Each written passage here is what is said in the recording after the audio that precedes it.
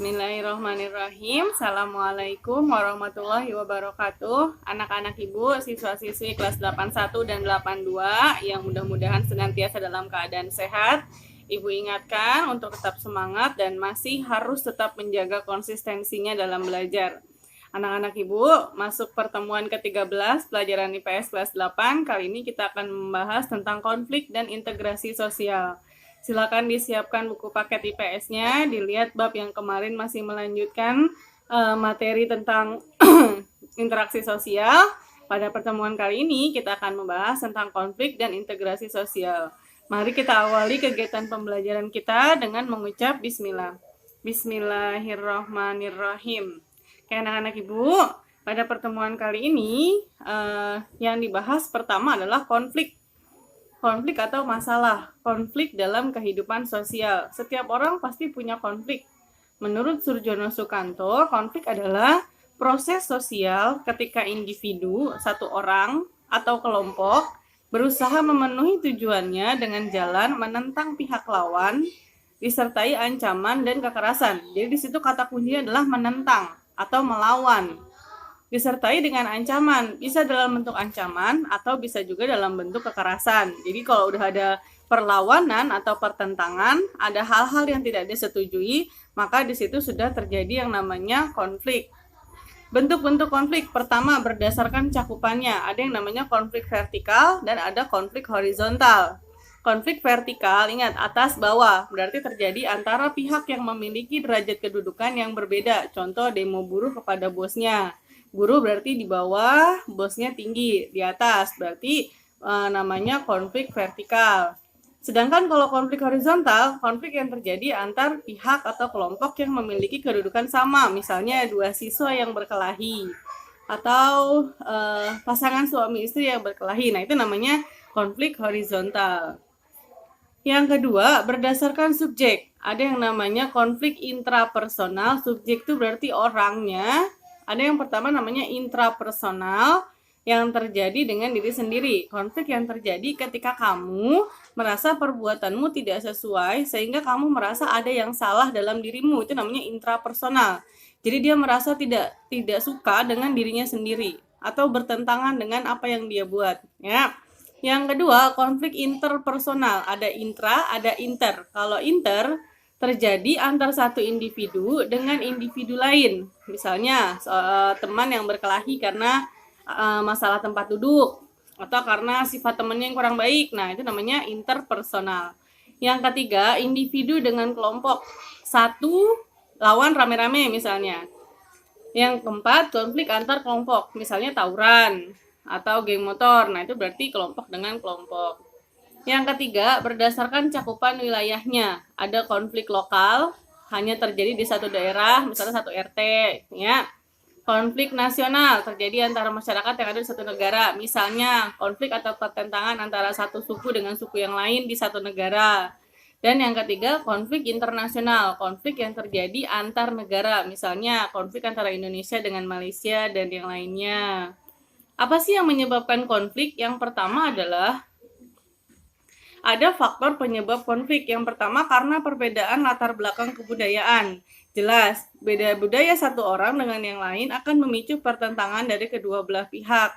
Setiap orang pasti merasa budayanya baik, ya, sehingga akan sulit ketika menerima budaya baru yang datang dari orang lain. Yang kedua adalah perbedaan individu. Setiap manusia memiliki perbedaan. Ya, setiap kita pasti punya perbedaan. Nah, seringkali perbedaan tersebut akan menimbulkan masalah, ya.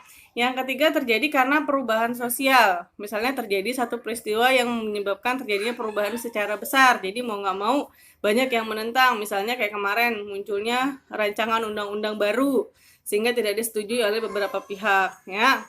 Yang keempat karena perbedaan kepentingan. Ketika ada seseorang yang punya kepentingan lain, gitu ya, tapi kepentingan tersebut tidak disetujui oleh banyak pihak. Yang kelima adalah kesenjangan sosial, status seseorang dengan yang lain. Yang keenam, perbedaan status sosial. Dan yang ketujuh,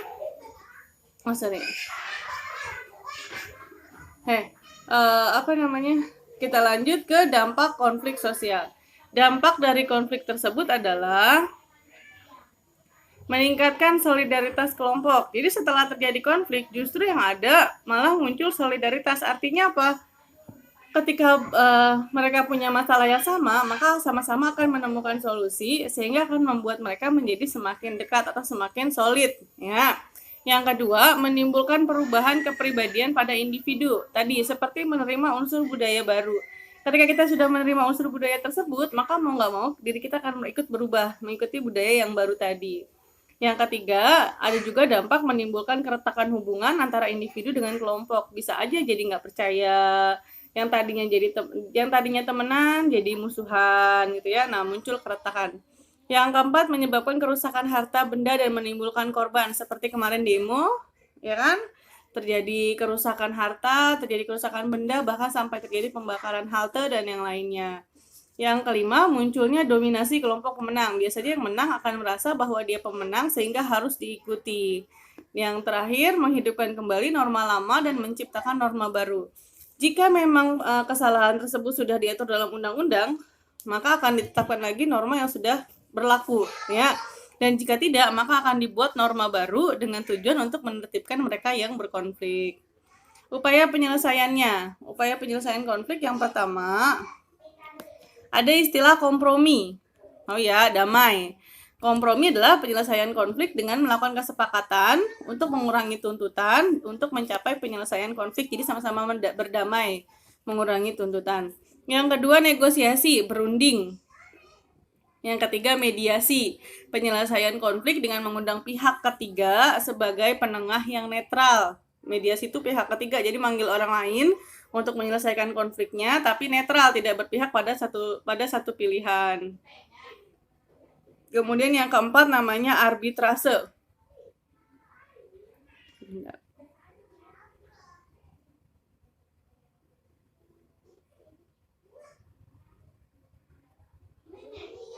Ya, yang keempat namanya arbitrase, penyelesaian konflik yang bersifat formal yang menggunakan lembaga penyelesaian konflik dan bersifat memaksa.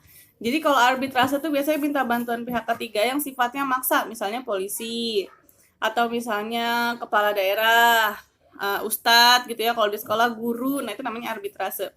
Yang kelima, rekonsiliasi, menyelesaikan konflik melalui jalur perdamaian, sama-sama berdamai, ya. Nah, setelah konflik, maka akan muncul yang namanya integrasi. Integrasi itu sama artinya dengan penyatuan. Dapat berarti bahwa pembauran beberapa unsur yang berbeda menjadi satu kesatuan yang utuh. Di Indonesia, hampir 80% sudah terintegrasi. Contohnya ketika masyarakat yang berkumpul di satu tempat tanpa memandang perbedaan suku, ras, agama, etnik, dan kebudayaan daerahnya. Kayak kita aja sekolah, kan campur-campur, ada orang Jawa, ada orang Sunda, ada orang Betawi, tapi kita bisa berkumpul dalam satu tempat. Nah, itu namanya sudah terintegrasi, ya.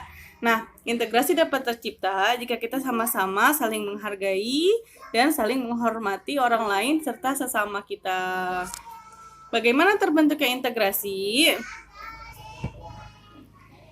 Integrasi dapat terwujud jika masyarakat berhasil menciptakan konsensus kesepakatan bersama, norma dan nilai sosial yang berlaku cukup lama, tidak berubah-ubah, dan konsisten. Misalnya ketika menetapkan satu peraturan, misalnya dilarang terlambat, ya udah peraturan itu memang sudah baku dan tidak bisa diganti, ya. Tidak berubah, konsisten artinya. Jika ada yang terlambat, maka akan diberikan hukuman. Itu namanya konsisten. Nah, jika sudah ditetapkan seperti itu, maka dapat dengan mudah integrasi tersebut akan terwujud. Ya. Nah, ada faktor yang mempengaruhi cepat atau lambatnya integrasi sosial tersebut. Yang pertama, homogenitas. Homogen itu artinya banyak, bermacam-macam. Yang kedua, jumlah penduduk. Dan yang ketiga, komunikasi yang baik. Ketiga ini, jika mereka dapat dipahami dengan baik, maka akan memunculkan integrasi yang baik juga. Misalnya, banyaknya kelompok penduduk yang datang ke satu daerah dengan membawa budaya yang baik dan diterima oleh daerah setempat, warga setempat, maka akan tercipta integrasi yang baik, ya. Nah, selanjutnya adalah bentuk dan sifat integrasi. Menurut Paulus Wirotomo, ada 3 bentuk dan sifat integrasi sosial. Yang pertama, normatif. Terjadi karena adanya kesepakatan nilai, norma, dan cita-cita bersama. Integrasi normatif ini berlaku di lembaga sekolah biasanya. Ketika ada norma, nilai yang disepakati bersama dengan tujuan adalah kamu lulus, naik kelas, atau misalkan dapat memperoleh ilmu pendidikan yang baik. Ya. Yang kedua, integrasi fungsional. Terjadi karenanya adanya ketergantungan antara unsur kebudayaan dalam masyarakat. Ini biasanya terjadi dalam lingkungan masyarakat sehari-hari. Misalnya adanya budaya adanya kewajiban menghormati orang lain, beribadah sesuai kepercayaan, kemudian adanya kebebasan orang lain untuk melakukan upacara adat di daerah tersebut. Nah, itu namanya fungsional. Jadi tergantung unsur kebudayaan dalam masyarakat tersebut.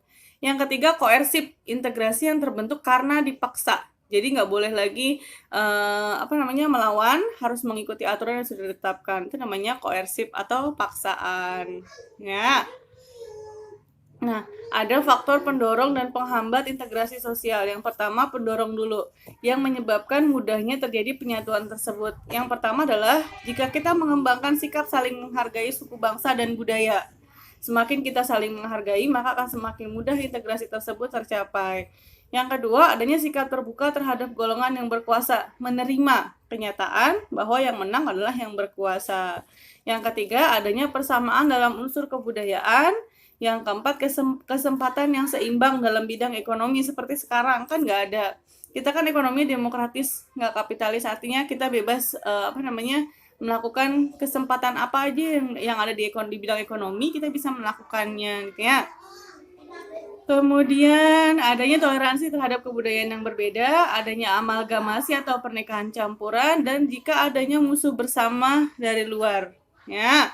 Sedangkan faktor penghambat atau yang menghalangi adalah yang pertama karena kondisi masyarakat yang terisolasi atau tidak dapat dijangkau, kemudian pengetahuan masyarakat yang rendah, dan yang ketiga karena perasaan superior kelompok tertentu.